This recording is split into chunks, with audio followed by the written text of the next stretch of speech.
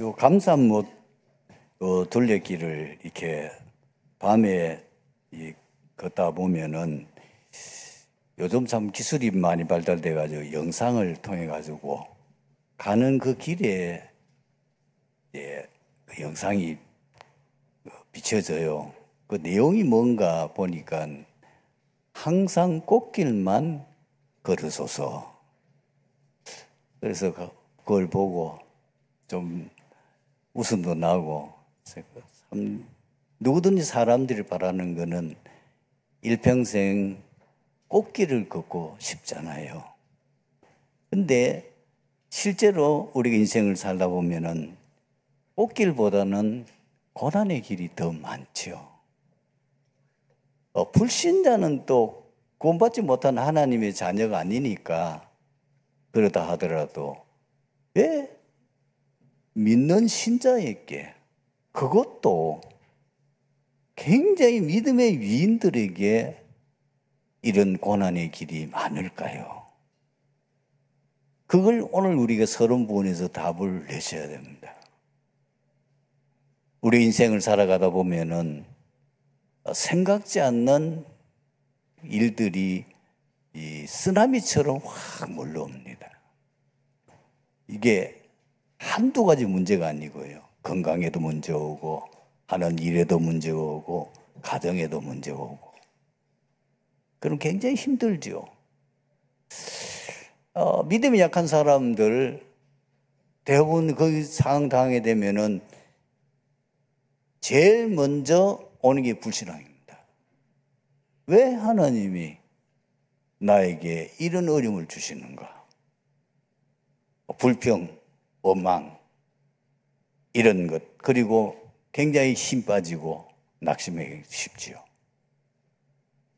그러나 우리가 7명의 렘넌트를 이렇게 보게 되면은 그 7명의 렘넌트는 우리와는 비교도 할 수 없을 정도로 그 고난이 상당히 오랫동안 지속되어진 것을 보게 됩니다. 그리고 그 고난이 지속되어진 과정들과 그 이유를 자세히 살펴보게 되면은 아멘 나오죠. 왜 그렇습니까? 하나님께서 그 시대의 재앙을 막고 그 시대를 살릴 수 있는 중요한 영적 지도자로 세우시기 위해서 하나님께서는 반드시 고난이라고 하는 그 과정들을 통해서 이 지도자들을 훈련시키는 거예요.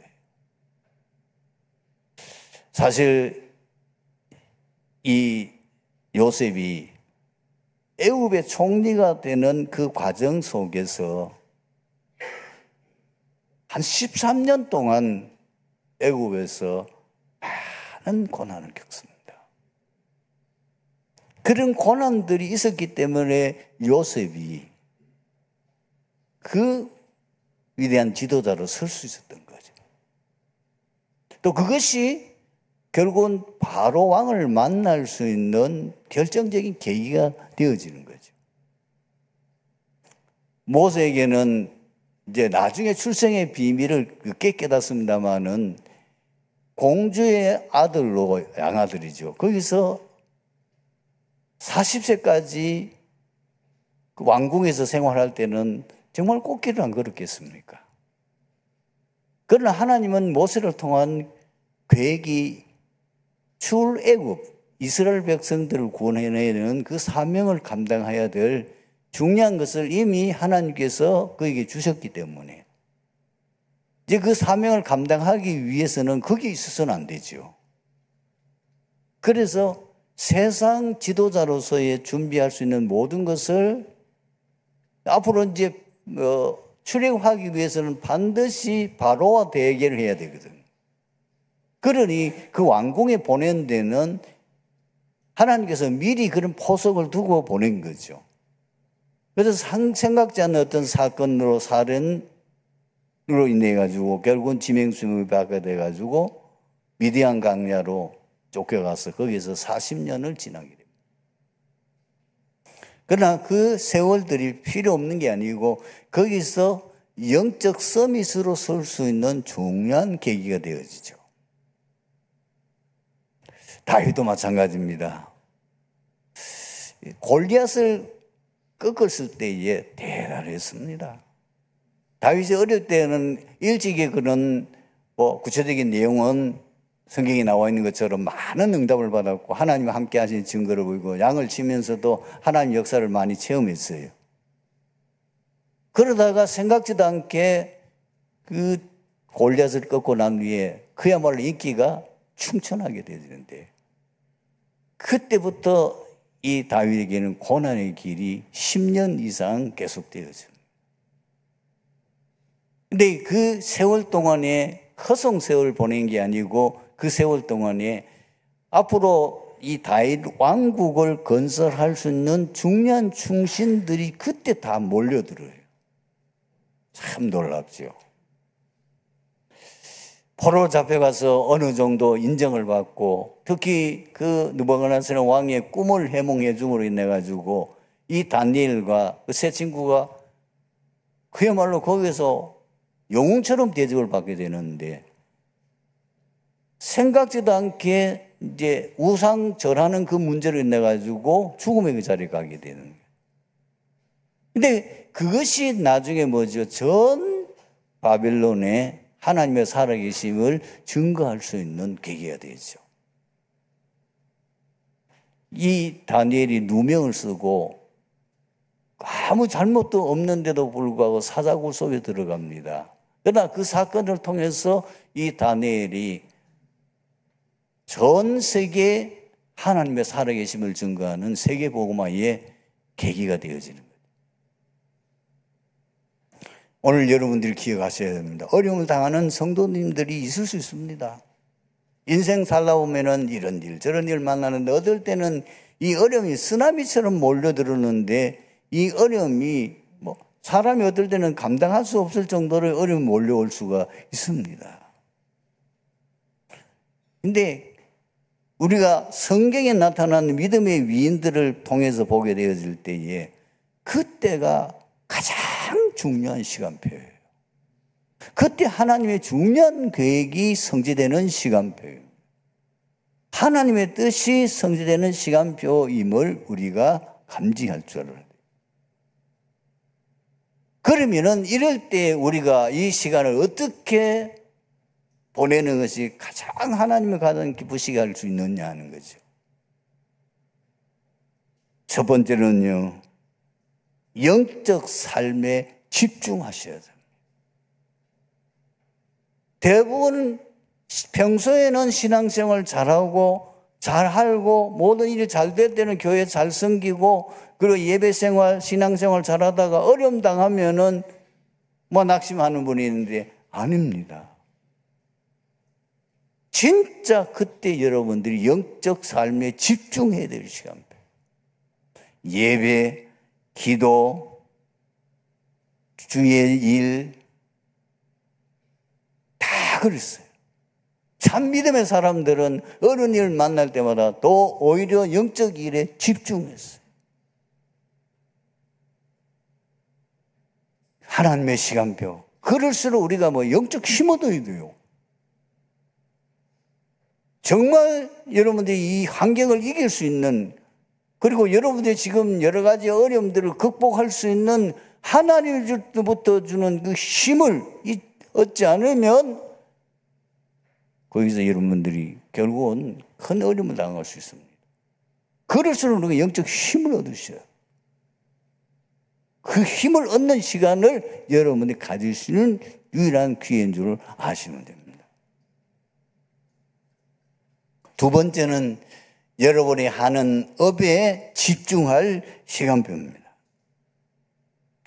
여러분들이 업에 대해서 집중하면은 하나님께서 그때에 생각지 않는 업에 대한 아이디어를 주시고요. 지혜도 주시고 또 길도 보여주실 수 있습니다. 우리는 모릅니다. 우리의 미래는 하나님이 주관합니다. 세상 경제 흐름은 하나님이 주관해요.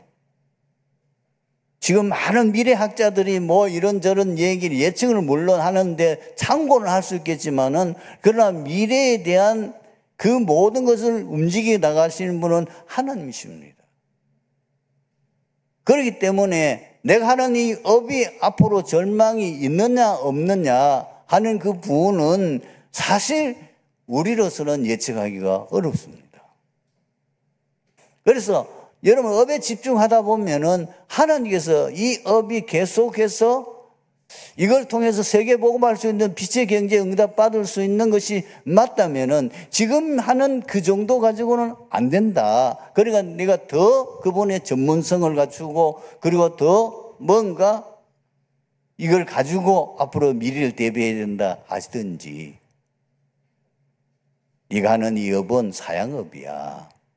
이건 앞으로 얼마 안 가면 이거는 없어질 거니까. 그러면 하나님 뭡니까? 새로운 거에서 도전을 주어서 새로운 업을 할 수 있는 또 길을 열어주시는 거예요.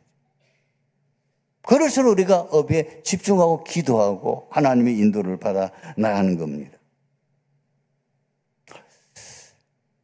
여러 가지 본부의 어려움이나 또 교회 이런저런 얘기 일어나니까 제가 가장 안타까운 게 뭐냐면은 사람들이 대부분 너무 조급하구나. 너무 조급해요. 너무 쉽게 판단해 버려요. 너무 쉽게 뭐 이렇다 저렇다 얘기를 해요. 여러분, 그럴수록 기도하고 진짜 하나님 인도받는 자세가 필요합니다. 기다려야 됩니다. 하나님 확실한 내게 답을 주실 때까지. 함부로 여러분들이 뭐 이 말 사람 말을 듣기는 듣되 그 말을 잘 상고는 하되, 그러나 그 말을 잘 판단하셔야 돼요. 저는 이제 이런저런 얘기를 많이 듣습니다. 얘기를 듣는 중에 확인을 해보면은 좀 죄송스럽습니다만은 거의가 사실이 부풀려져 있어요. 사실이라도 정확한 팩트는 10% 정도만 보면 맞습니다. 말도 안 되는 말을 많이 하더라고요. 어제도 제가 이제 모임이 있어가지고 우리 이제 목사님 만나가지고 뭐 어떤 분에 대한 얘기를 하는데 뭐 이렇다 저렇다 얘기를 하더라고요. 그 옆에 있는 분이 얘기를 하는 거예요.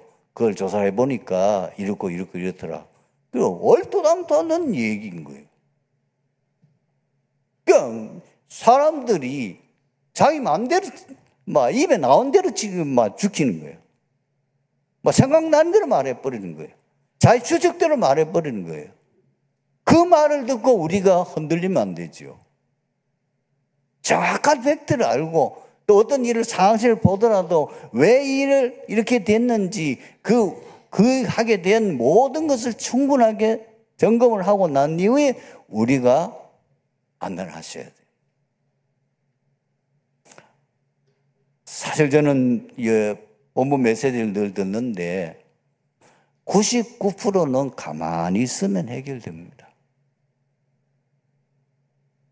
여러분들이 지금 고민하는 문제는요, 기도하고 가만 놔두면 해결돼요. 너무 조급하게 생각. 하나님 지금 살아계셔도 우리와 함께 하십니다. 우리 모든 걸음을 인도하신 줄 믿습니다. 여러분의 모든 걸음을 인도하고 계셔요. 여러분의 인생을 모든 걸 책임지고 계셔요. 우리는 이제까지 계속 언약 잡고 살아왔습니다.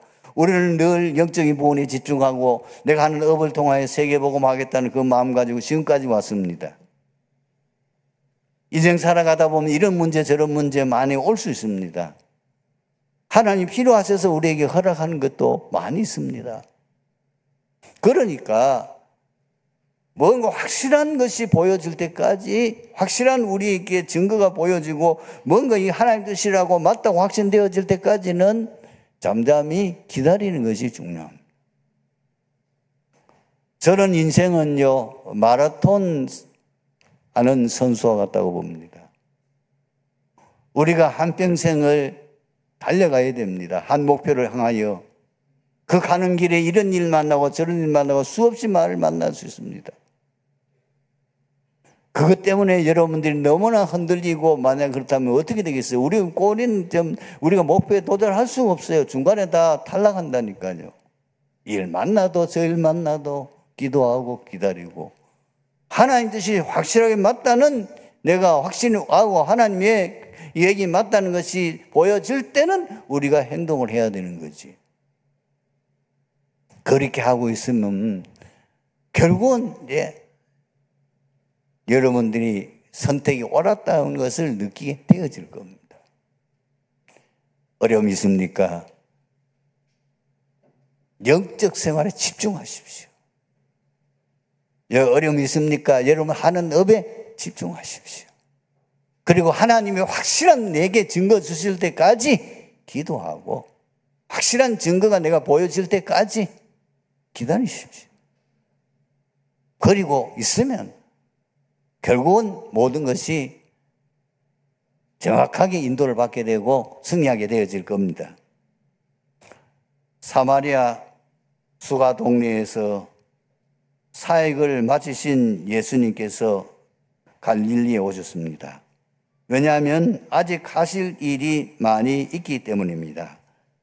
갈릴리 고향으로 오시면서 예수님께서 제자들에게 친히 증언하시기를 선지자가 고향에서 높임을 받지 못한다고 하셨습니다. 그러나 갈릴리에 도착했을 때에 예상 밖의 일이 일어났습니다. 고향 사람들이 예수님께서 6월절에 예루살렘에서 행하신 일들을 직접 보았으므로 예수님을 열렬히 환영하고 영접하였습니다. 그러나 다른 유대인들처럼 차츰 배척하는 태도를 보였으며 심지어 죽이려고까지 했습니다. 예수님께서 이런 수모와 배척에도 불구하고 갈릴리로 가신 이유가 무엇입니까? 하나님의 뜻을 이루기 위해서입니다. 요한복음 6장 38절에 보면은 예수님께서 이 땅에 오신 이유를 직접 말씀하셨습니다. 내가 하늘에서 내려온 것은 내 뜻을 행하려 함이 아니요 나를 보내신 이의 뜻을 행하려 함이니라. 그리고 그 아버지의 뜻이 무엇인지도 직접 말씀하셨습니다.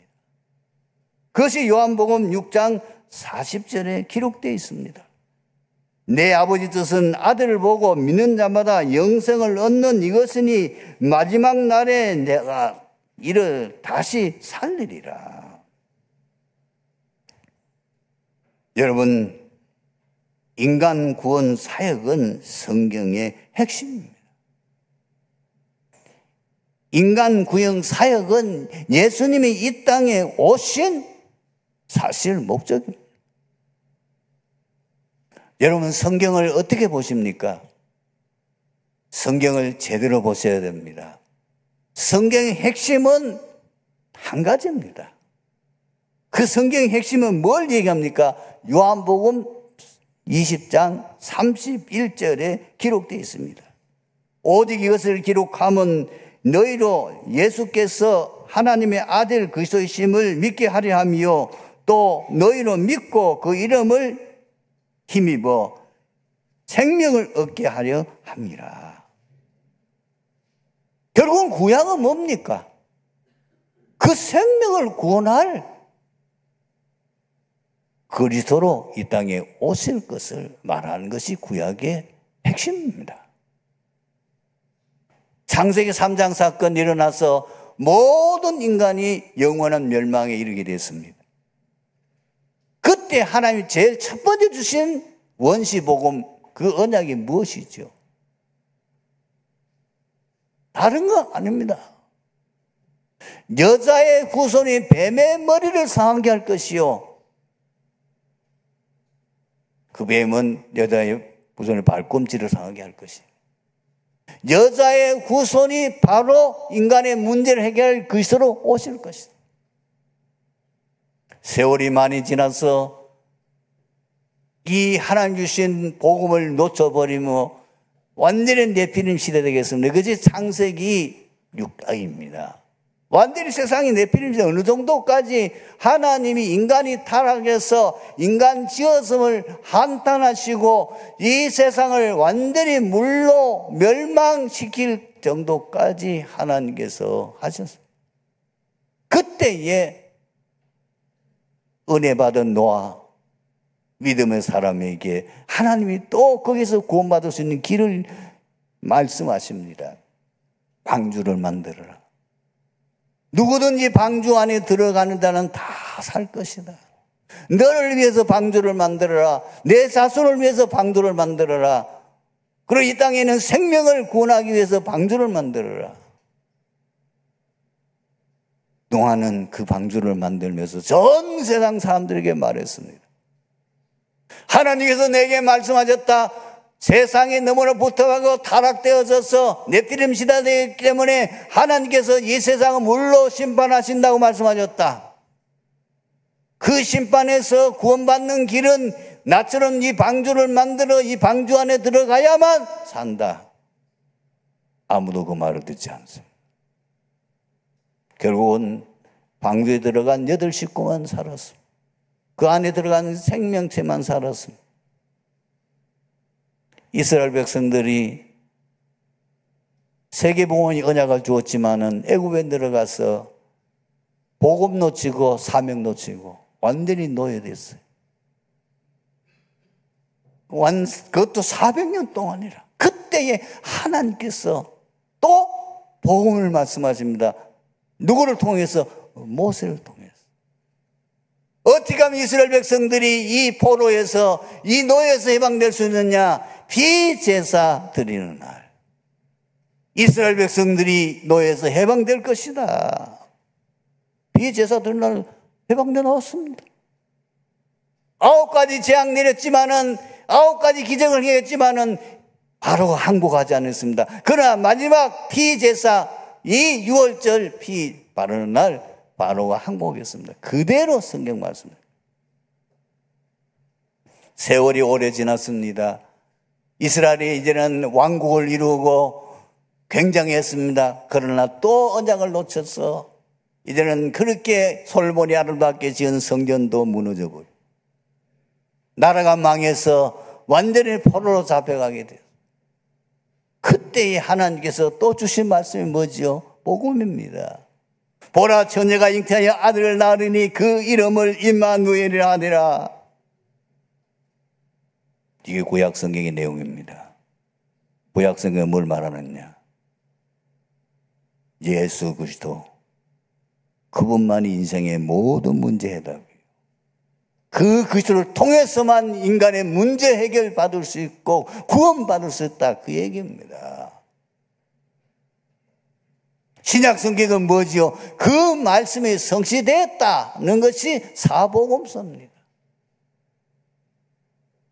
사복음서의 내용은 네 사람의 그 복음의 저자가 자기의 관점에서 구약 성경을 근거로 해서 구약 성경이 기록되어지고 예언된 그대로 바로 그리스도가 오셨는데 그 그리스도가 누구냐?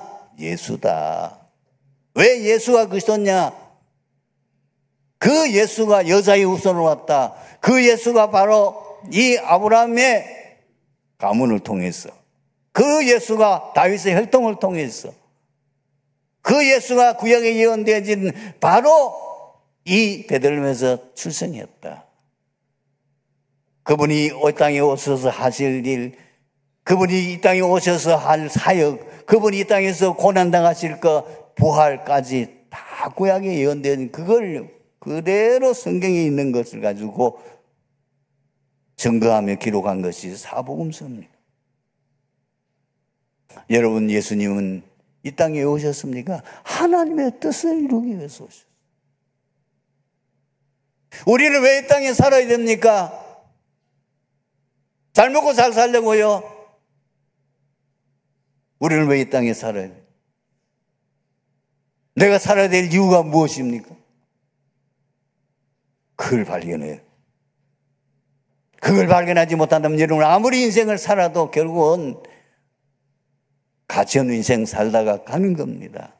우리는 복음 깨닫고 그 복음 누리고 복음 전하는 전도자의 삶을 사는 것, 이것이 내 개인과 우리 가문과 우리 교회가 해야 될 사명인 것입니다.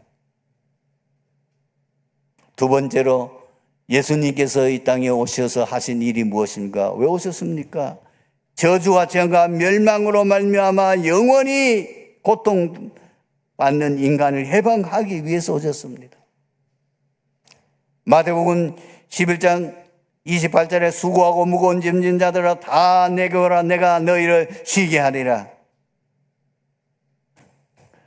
예수님께서 이 땅에 오셔서 하신 일을 성경에 많이 기록되어 있지만은 그 일부에서 우리는 예수님께서 이 땅에 오셔서 하시는 일을 우리가 발견할 수 있는데, 그것이 바로 마태복음 9장 35절 36절 말씀입니다. 예수께서 모든 도시와 마을로 두루 다니사 그들의 회당에서 가르치시며 천국 복음을 전파하시며 모든 병과 모든 약한 것을 고치시니라. 그리고 이 땅에 사는 인생의 모습을 예수님께서 이렇게 표현하고 있죠. 무리들을 보시고 불쌍히 여기시니 이는 그들이 목자 없는 양같이 고생하며 기진함이라. 이것이 인생의 모습입니다.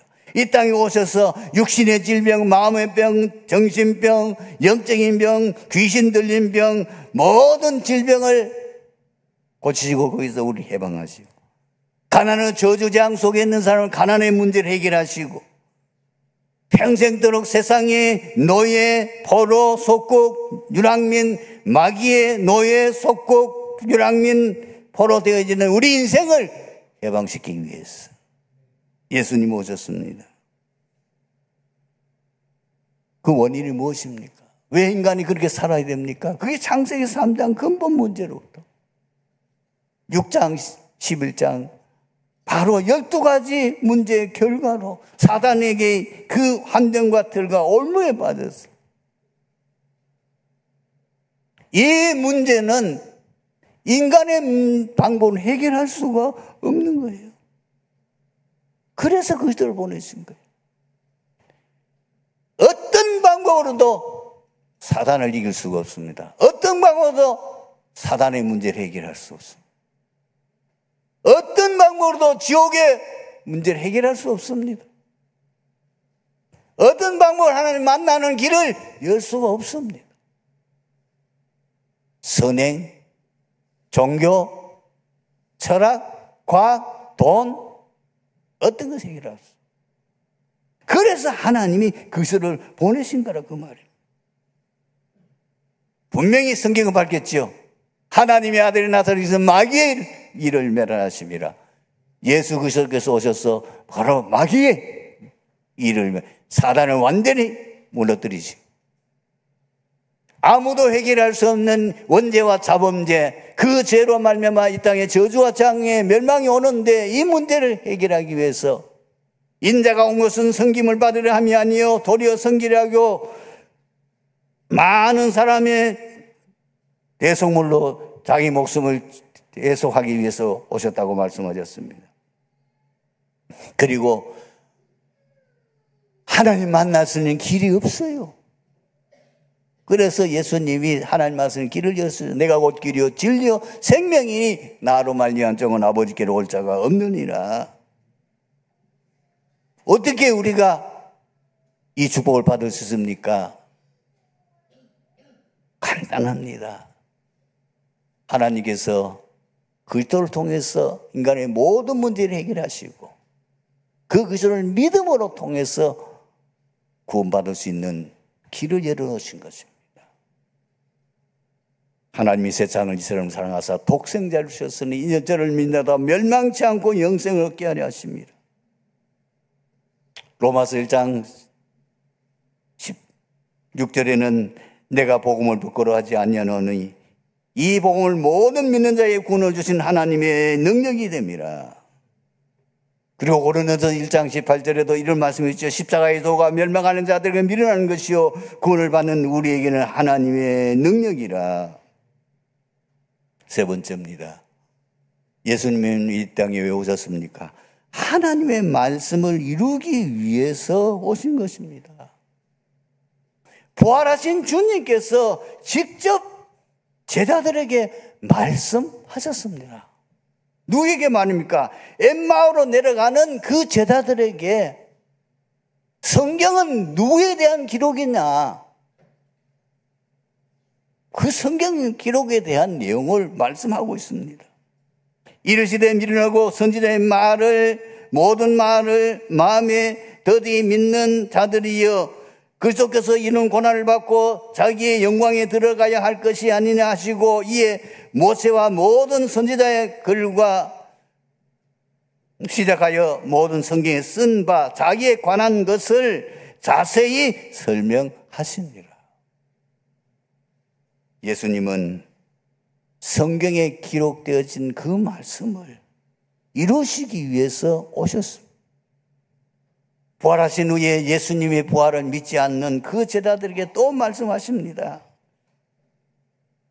이게 46절 이르시되 이와 같이 그리스도가 고난을 받고 3일 만에 죽은 자 가운데 살아날 것과 또 그 이름으로 제사함을 받고 회개가 예루살렘에서 시작하여 모든 족속에 전파된 것을 기록되었으니 예수님께서 직접 구약에 기록된 그 모든 모세와 선지자의 글이 다른 게 아니라 나에 대한 기록이라는 것을 친히 말씀을 풀어서 설명해 주시고 그에게 말씀하신 것입니다. 뿐만 아니라 사도들과 바울도 역시 성경의 기록이 바로 예수님께서 오셔서 이루실 것을 말씀하신 것입니다. 마태복음 4장 13절 14절 보면 나세를 떠나 수볼론과 납달리 지금 해병에 거하심이 선지자 이사야의 글을 통하여 이루신 말씀을 이루려 하심이라. 그리고 고린도전서 15장 3절 4절을 보면은 바울도 이렇게 말씀합니다. 내가 받은 것을 먼저 너에게 전하였노니 이는 성경대로 그리스도께서 죄를 위하여 죽으시고 장사 지난 바 되었다가 성경대로 살만에 다시 살아나사. 여러분 성경을 자세히 보면요, 성경은 인간을 구원할 그리스도에 대한 구약성의 전체 내용이요, 인간을 구원할 그리스도에 대한 내용이 상세하게 나와 있어요. 앞으로 오실 그리스도의 가문, 오실 그리스도의 혈통은 어떤 혈통을 타고날 것이다. 그리고 어디서 출생할 것이다. 예루살렘 아니고 베들레헴. 그리고 이 땅에서 어떻게 사역을 하실 것이다. 그가 어떤 일을 하실 것이다. 그리고 이사야서 53장에는 십자가의 그 고난 당하실 것을 너무나 생생하게 기록하고 있어요. 십자가의 죽으심과 그리고 부활까지. 예수님은 이 땅에 왜 오셨습니까? 성경에 기록된 말씀을 이루시기 위해서 오셨어요. 오늘 말씀의 결론입니다. 성도가 신앙생활을 가장 잘할 수 있는 비결이 무엇입니까? 정확한 하나님의 뜻과 계획을 아는 겁니다. 그게 뭐죠? 디모데전서 2장 4절 하나님은 모든 사람이 구원을 받으며 진리를 아는 데 이르기를 원하시느니라. 예수님께서 부활하시고 승천하실 때에 제자들에게 분명히 하신 말씀이 있습니다. 모든 족속으로 제자 삼으라. 온 천하에 다니며 만민에게 복음을 전파하여라. 땅끝까지 이르러 내 증인이 되리라. 이것이 하나님 계획이요 하나님의 뜻입니다. 그래서 우리는 이 하나님의 언약을 말씀을 굳게 잡고 그 말씀에 순종하는 것입니다. 그리고 세밀하게 하나님의 인도를 받는 것입니다. 어떨 때는 막연할 때가 있습니다. 그래서 우리는 강단 메시지를 붙잡고 기도합니다. 기도하며 기다리고 있으면 하나님이 정확하게 인도하십니다. 그것이 사도행전에 나오는 바울이 세계 복음하는 그 비밀 중의 비밀입니다. 우리 모든 성도 여러분, 너무 어렵게 신앙생활을 하려고 하지 마십시오.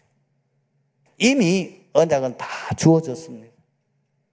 우리가 해야 될 사명도 뭔지 압니다. 성경에 다 기록되어 있고 늘 강단을 통해서 본부를 통해서 그 메시지는 흘러나오고 있습니다. 그것을 내게 어떻게 적용할 것이냐? 강단 메시지를 붙잡고 본분 흐름의 메시지를 붙잡고 기도하고 기도 속에서 여러분들이 하나님께서 내게 응답하시는 대로 인도받아 가면 되는 것입니다. 이번 한 주간도 승리하시고 또 여러분의 남은 생애가 최고로 하나님께 영광 돌리는 축복의 역사 일어나기를 축원합니다.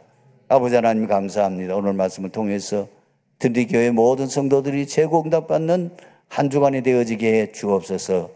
이 무더운 여름을 또 믿음으로 승리할 수 있도록 힘을 주시옵소서. 예수 그리스도의 이름으로 기도합니다. 아멘.